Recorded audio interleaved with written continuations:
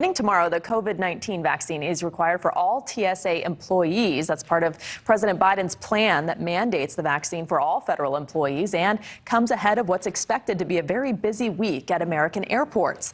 NewsNation correspondent Michael Shore joins us live from LAX now with a look at what airline travelers say they expect after this mandate takes effect. Michael. Rudabeh, good evening. Yeah, the American Federation of Government Employees, which is the union representing government employees, was so nervous about this date starting tomorrow ahead of Thanksgiving, ahead of the Christmas holiday.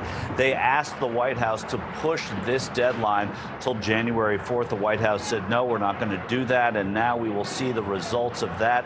Airports are bracing for the fact that by the end of tomorrow, there may be fewer employees. And what that will do to airline travel over the next week and the next month and a half remains to be seen.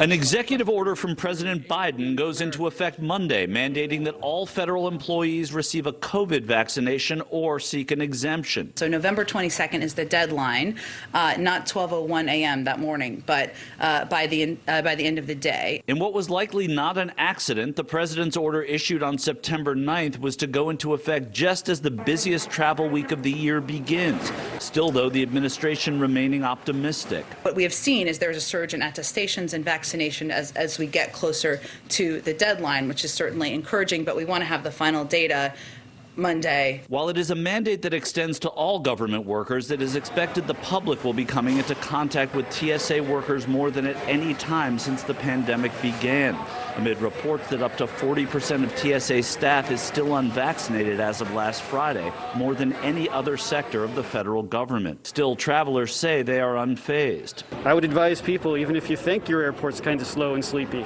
get up there and get out. Many of those hitting the road for Thanksgiving say they are preparing for the delays that may be made worse by staffing issues at the airports. Family always comes first. You're just going to have to bite the bullet. I mean, what do you do with airlines?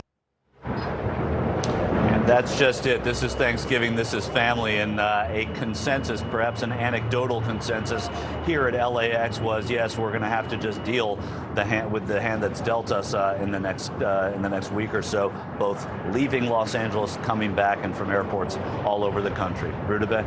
Never fun, the travel part, but hopefully it's worth it when you make it to your destination. Michael, thank you. Thanks for watching. Click the red subscribe button below so you can get more of NewsNation's fact-driven, unbiased coverage.